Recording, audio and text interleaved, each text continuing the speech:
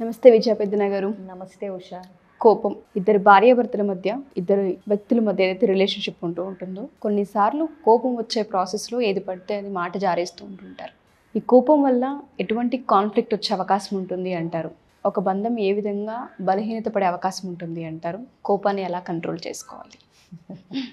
కోపం మనకి ఆల్రెడీ జనరల్గా మనం చూస్తూనే ఉంటాం, వింటూనే ఉంటాం. తన కోపమే తన శత్రువు, తన శాంతమే తనకు రక్ష అని. బట్ అసలు ఈ కోపంలో కూడా రకరకాల టైప్స్ ఆఫ్ కోపాలు కూడా ఉంటాయి. సో అసలు కోపం ఎందుకు వస్తుంది, దాన్ని ఎందుకు నియంత్రించుకోలేకపోతారు? కోపం రావటం మన చేతుల్లో లేదు. నేను చాలాసార్లు చెప్పాను ఉషా, ఏంటంటే ఆలోచనలు మన చేతిలో ఉంటాయి, ఎలా ప్రవర్తించాలనేది మన చేతుల్లో ఉంటుంది, కానీ ఏ ఎమోషన్ రావాలనేది మన చేతుల్లో ఉండదు.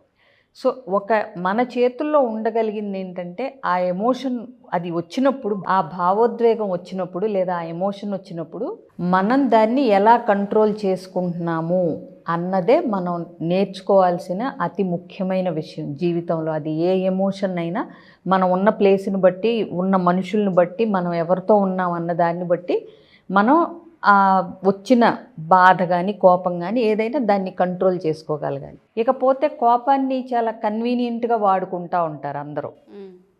ఇప్పుడు భార్యపై కోపం వచ్చింది, భర్త గబగబా అరుస్తాడు, లేదా భర్తపై కోపం వచ్చింది, భార్య ఇష్టం వచ్చినట్టు మాట్లాడుతుంది. అలాగే నువ్వు అబ్జర్వ్ చేస్తే ఎవరిపైనైతే మనకి అధికారం పెత్తనం ఉంటుంది, లేదా మనకంటే తక్కువగా కొంచెం పొజిషన్లో ఉన్నారు అన్నప్పుడే మన కోపాన్ని విచ్చలవిడిగా ప్రదర్శించగలుగుతారు జనాలు. అదే చూడు, ఇప్పుడు పై అధికారి మీద కోపాన్ని ప్రదర్శించగలవా? నువ్వు వచ్చినా కానీ ఒళ్ళు దగ్గర పెట్టుకుని కంట్రోల్లో పెట్టుకుంటావు, అవునా? అదే నీకంటే హయ్యర్ పొజిషన్లో ఉన్నాళ్ళు, లేకపోతే బాగా వెల్దీ పీపుల్లో ఎవరో వచ్చినప్పుడు, ధన సంపాదనలో నీకంటే పైమెట్లో ఉన్నాళ్ళు, వాళ్ళు వచ్చినప్పుడు వాళ్ళ ప్రవర్తన మనకు నచ్చకపోయినా, పిచ్చకోపం వచ్చినా మనం అరవగలమా? ఛాన్స్ లేదు. అక్కడ కంట్రోల్లో ఉంటుంది కదా మరి నీది, అవునా?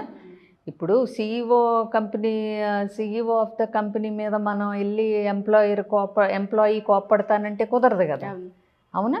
అక్కడ వాళ్ళు నచ్చినా నచ్చకపోయినా లోపల తిట్టుకున్నా ఆ ఎమోషన్ని కంట్రోల్లో పెట్టుకోగలుగుతున్నారు. సో ఈ కోపాన్ని కంట్రోల్లో పెట్టుకోలేకపోతే ఏంటంటే అసలు ఒక్క భార్యాభర్తల బంధం అనే కాదు, చుట్టాలు, ఫ్రెండ్స్, చుట్టూ ఉన్న వాళ్ళతో ఎవరితోనూ ఈ అతిగా కోపాన్ని ప్రదర్శించే వ్యక్తులని ఎవరు మెచ్చుకోరు. వాళ్ళతో ఉండాలని, రిలేషన్షిప్ కంటిన్యూ చేయాలని ఎవరు అనుకోరు. చాలామందికి ఏంటంటే అసలు కోపం వచ్చినప్పుడు గబాల్ని అసలు ఎంత మాటలు పడితే అంత మాటలు, శాపనార్థాలు, తిట్లు, వ్యంగ్యంగా మాట్లాడటం, ఎగతాళిగా మాట్లాడటం, చులకనగా మాట్లాడటం.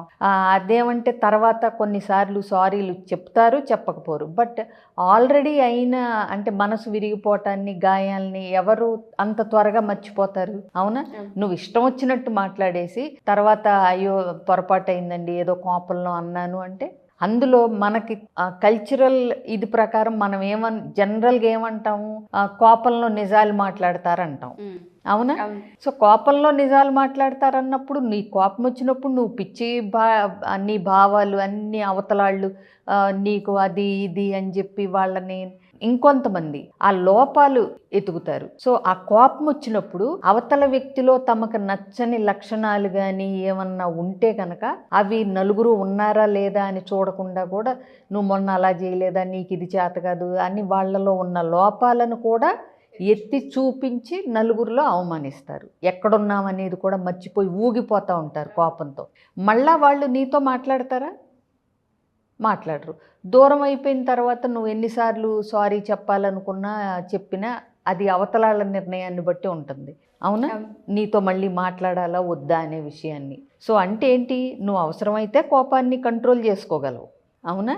సో ఇప్పుడు కొంతమంది పిల్లల్ని కొడతాం మనము, అలాగే పెద్దాళ్ళని కొట్టలేము. అంటే ఏంటి, మన కోపాన్ని ప్రదర్శించడానికి అనువుగా ఉన్న వాళ్ళ మీద అది రైమని ప్రదర్శిస్తూ ఉంటాం, అవునా? అందరూ తెలుసుకోవాల్సింది ఏంటంటే, మన చిన్నప్పుడు వేమన శతకంలో కూడా ఉండేది, కోపమున ఘనత కొంచెమైపోవును, అంటే నీ గొప్పతనం తగ్గిపోద్ది. కోపమునను మిక్కిలి గోడు చెందు, అంటే కోపంలో చాలా బాధ పడతావు ఆ తర్వాత కానీ, ఆ కోపం వచ్చినప్పుడు అనే మాటల వల్ల కానీ ఏదైనా. కోపం అడిచనేని కోరికలు ఈడేరు. అదే కోపాన్ని కంట్రోల్లో పెట్టుకున్నావు అనుకో, నువ్వు అనుకున్నవి జరగటానికి అవకాశం ఉంటుంది. విశ్వదాభిరామ వినురవేమ. సో కోపం అనే ఎమోషన్ రావటం ఒక ఎత్తు అయితే, కోపాన్ని అసలు నువ్వు వచ్చినప్పుడు దాన్ని ఎలా ప్రదర్శిస్తున్నావు అనేదే అసలు విషయం. సో కాబట్టి కోపం రావాలా వద్దా అనేది నీ చేతుల్లో లేకపోవచ్చు, కానీ ఆ కోపాన్ని ఎలా హ్యాండిల్ చేసుకోవాలి నువ్వు అనేది ఖచ్చితంగా నీ చేతుల్లోనే ఉంది. అది నువ్వు తెలవకపోతే నేర్చుకుని, నీకు ఆల్రెడీ నీ కోపం వల్ల జరిగే నష్టాలని, ఇప్పుడు పిల్లలు దగ్గరకు రారు, భార్య ఏదో ఉండాలి కాబట్టి అంటి ముట్టనట్టు ఆవిడ డ్యూటీల వరకు చేసుకుని ఉంటుంది అతి కోపిష్టి భర్తలతో. అవునా? మనస్ఫూర్తిగా ఎవరుంటారు? ఇంకొకటి, ఈ కోపం వచ్చే వాళ్ళకి ఎప్పుడు వస్తుందో తెలియదు, ఎందుకు వస్తుందో తెలియదు. అదొకటి. అవునా?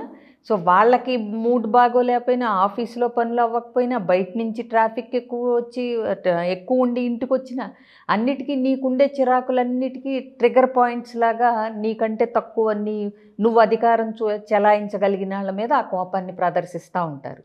అదేమంటే they are taken for granted మిగతా వాళ్ళందరూ.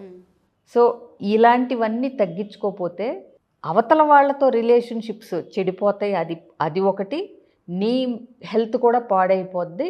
అది ఇంకోటి బాగా దృష్టిలో పెట్టుకోవాలి. అంటే మన శరీరంలో కూడా చూస్తే ఏంటంటే, ఇలా పిచ్చి కోపంతో ఊగిపోతా ఇష్టం వచ్చినట్టు రైమని రంకిలేసి ఇలా అన్నప్పుడు ఏమవుతుందంటే, సూక్ష్మ నరాలకు కూడా మంచిది కాదు. గుండె వేగం పెరిగిపోద్ది. కొంతమంది చూడు, ఫుల్ బీపీ ఉన్నాళ్ళు ఒక్కోసారి ఇలా అరుస్తానే పడిపోతారు. ఎందుకంటే నరాలు చిట్లిపోతాయి బ్రెయిన్ హెమరేజ్లు ఇలాంటివి అంటూ ఉంటారు. అవి జనరల్గా ఇలా అప్పటికప్పుడు జరగకపోయినా ఇలా ప్రతిసారి ఇలా హై బీపీ లెవెల్స్ పెంచుకుని మొత్తం మన మీద మనకు కంట్రోల్ లేకుండా ఉంటే గనక శారీరక బాధలు, జబ్బులు వచ్చే అవకాశం కూడా ఉంటుంది.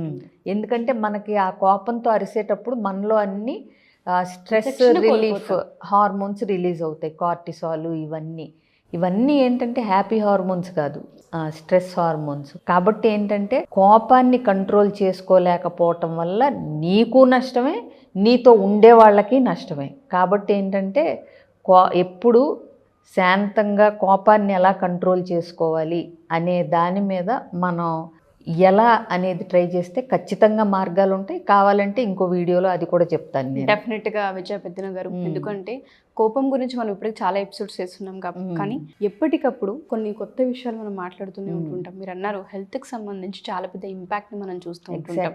స్ట్రెస్ లెవెల్స్ పెరిగిపోతూ ఉంటుంటాయి. ఇంకేదో చేసేయాలి వాళ్ళనన్న ఆ కసి మనిషిలో తెలియకుండానే పెరుగుతూ ఉంటుంది. ఒక క్షణం మనిషి ఆగగలిగితే చాలా విషయాలని పొందుతారు. కావాల్సింది దగ్గరకు వస్తుందన్న ఆ విచక్షణ, ఆ పాయింట్ని ఎప్పుడైతే మిస్ అవుతూ ఉంటుంటారో ఇవన్నీ డ్యామేజెస్ జరుగుతుంటుంటాయి. ఎస్పెషల్లీ రిలేషన్షిప్లో అయితే జారే మాట, ఆ ఇంపాక్ట్ జీవితాంతం గుర్తుంటుంది. ఎందుకంటే రోజువారీ ఉండే రిలేషన్షిప్ అది, భార్యాభర్తల బంధం అనేది. అందులో కనుక ఇప్పుడు ఎవరి దగ్గరన్నా ఎప్పుడన్నా ఒకటి అనో లేకపోతే ఏదన్నా అయితే వాళ్ళు మన జీవితంలో ఉన్నా లేకపోయినా సరే అది పెద్ద అంటే ఫరక్ పడదు. బట్ నువ్వు ఇంట్లో భార్యాభర్తలుగా ఒకళ్ళ మీద ఒకళ్ళకి గౌరవం లేకుండా కోపం వచ్చినప్పుడు దాన్ని ఇష్టానుసారంగా దాన్ని వ్యక్తపరచడం అనేది అంటే ఆ బంధం బీటలు వారటానికి పనికొస్తుందే తప్పితే మెరుగుపట్టాకైతే పనికిరాదు, బలోపేతం అవటాకైతే పనికిరాదు. కాబట్టి ఖచ్చితంగా కోపం ఎందుకు వచ్చిందో కమ్యూనికేట్ చేసుకోగలగాలి, అసలు కోపాన్ని ఎలా ప్రదర్శించాలో తెలుసుకోగలగాలి, కోపాన్ని ఎంతవరకు ప్రదర్శించాలో దాని మీద ఆ కోపం మీద మనకు నియంత్రణ ఖచ్చితంగా ఉండి తీరాలి. Thank you ma'am, thank you so much.